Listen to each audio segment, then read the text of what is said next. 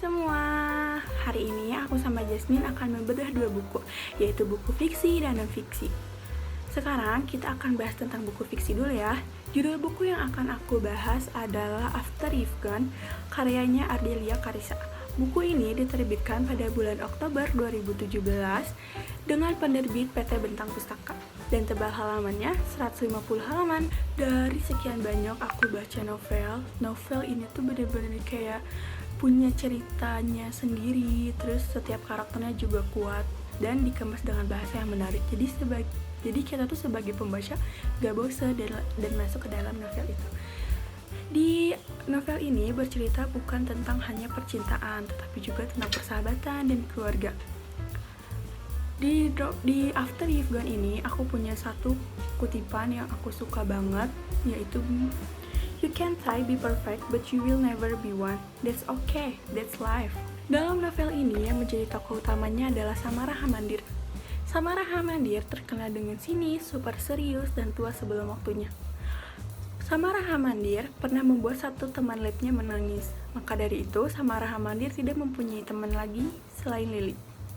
Suatu pagi ketika ia akan berangkat sekolah, ia tertarik dengan berita yang ada di televisi, yaitu tentang pesawat yang hilang kontak sejak semalam. Dan Samara membaca kalimat yang ada di televisi bahwa pesawat itu penerbangan ke Copenhagen, yaitu pesawat yang ditumpangi oleh Lily. Dan kebetulan Lily akan ke Copenhagen karena neneknya sakit di sana. Dan betapa hancurnya Samara ketika tahu bahwa Lily hilang. Dan kini Samara harus menjalani hari-harinya tanpa Lily. Tidak ada Lily yang cerewet, tidak ada lagi Lily yang bawel. Kisah ini berawal dari Samara yang duduk di bangku penonton paling ujung. Samara suka sekali dengan menonton para atlet renang di sekolahnya karena Samara suka dengan keriuhan air dan bau favorit. Samara mendengar celetukan di belakangnya. Dan suara itu berasal dari seorang perempuan berambut coklat yang bernama Lily. Sebenarnya Samara tahu Lily ini siapa karena terkenal ramah, cantik, dan berdedikasi sebagai reporter sekolah. Lily mendekati Samara untuk melakukan wawancara Student of the Year. Sebenarnya Lily akan mewawancara Araf, tetapi Araf menolak dan akhirnya Lily pun mewawancara Samara. Tentu saja Samara sebenarnya menolak, tetapi Lily mencoba terus membujuk Samara. Dan waktu cepat berlalu, sebulan sudah Lily menjadi teman lab Samara. Sebenarnya Samara tidak tahan banget berteman dengan Lily karena Lily selalu menceritakan hal yang tidak penting kepadanya dan itu membuang waktu-waktu Samara. Setelah hilangnya Lily, Samara menjadi mengenal Kaicho misterius, cucu pemilik yayasan sekolah. Kai mendekati Samara untuk menjadi temannya karena mamahnya adalah salah satu korban di pesawat yang hilang kontak itu bersama dengan sahabatnya Lily.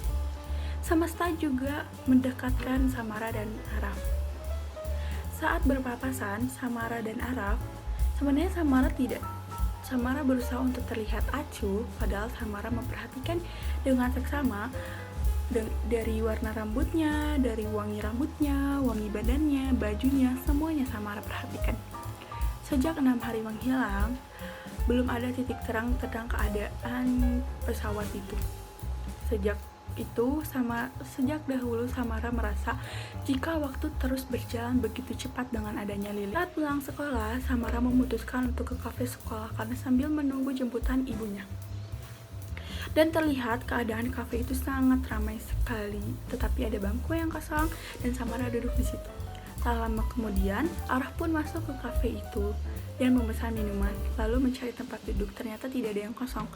Dan akhirnya Araf memberanikan diri untuk ikut. Hai semua.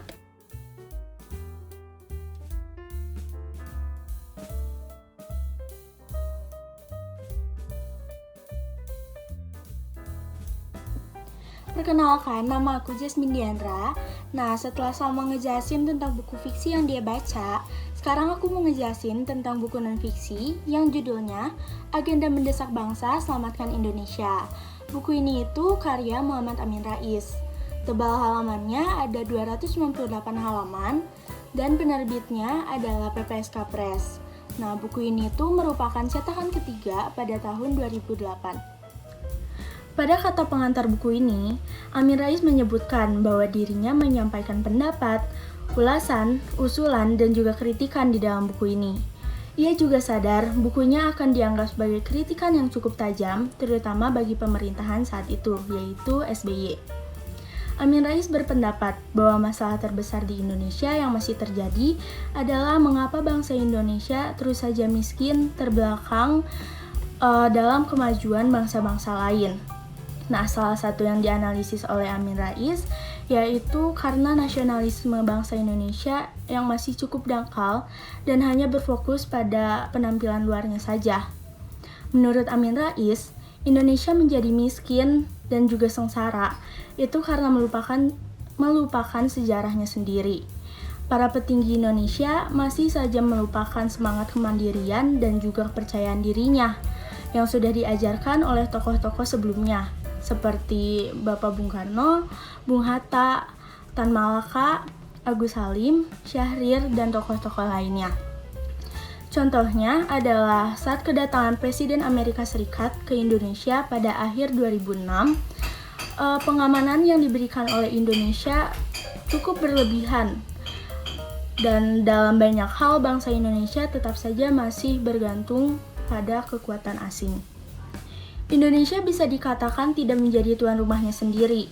Indonesia kini menjadi negara yang tidak mampu menahan arus kapitalisme yang dikemas melalui isu-isu globalisasi. Buku ini juga berulang kali mengingatkan pemerintah kita akan bahayanya korporasi Amerika Serikat yang selalu erat berkaitan dengan beberapa kejahatan sekaligus.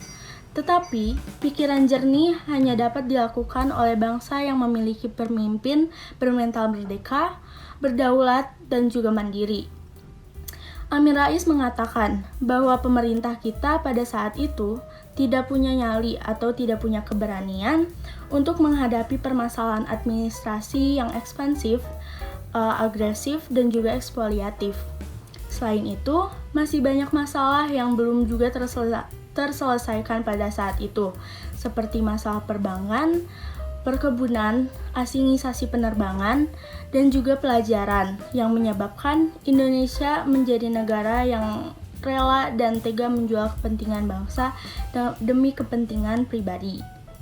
Karena tercatat banyak sekali permasalahan yang begitu memprihatinkan, Amin Rais memberikan beberapa gagasan di dalam buku ini untuk menyelamatkan bangsa agar kondisi tidak semakin memburuk. Hal pertama yang ia sampaikan pada buku ini yaitu harus ada pemimpin muda yang bebas dan juga independen, berwawasan nasional dan internasional. Gagasan kedua yang ia sampaikan adalah pemerintah harus berani bertindak dan juga melepaskan diri dari kekuatan asing. Kita juga harus membangun hubungan dengan negara-negara lain, tetapi sebagai partner, bukan sebagai budak. Untuk kelebihan dan juga kekurangan yang ada di buku ini, keunggulan yang pertama adalah penjelasannya cukup detail. Jadi ada beberapa penjelasan yang diberikan contoh dan juga gambaran. Jadi pembaca itu dapat lebih mengerti apa yang sedang dijelaskan. Keunggulan yang kedua, pada akhir buku ini diberikan kesimpulan oleh penulis. Jadi pembaca dapat menyimpulkan juga apa isi buku ini, keseluruhan buku ini. Untuk keunggulan yang ketiga, buku ini alurnya mudah dimengerti. Jadi menurut saya buku ini bagus untuk dibaca masyarakat Indonesia karena buku ini akan membuka mata kita tentang apa saja yang terjadi di Indonesia. Untuk kelemahannya, yang saya dapatkan adalah ada beberapa bab yang penjelasannya itu cukup rumit dan juga cukup berat. Jadi menurut saya buku ini lebih baik dibaca oleh remaja atau usia ke atas. Nah, segitu aja penjelasan tentang buku non-fiksi dan buku fiksi dari kita berdua. Semoga penjelasan dari kita bisa bermanfaat untuk kalian semua. Dadah!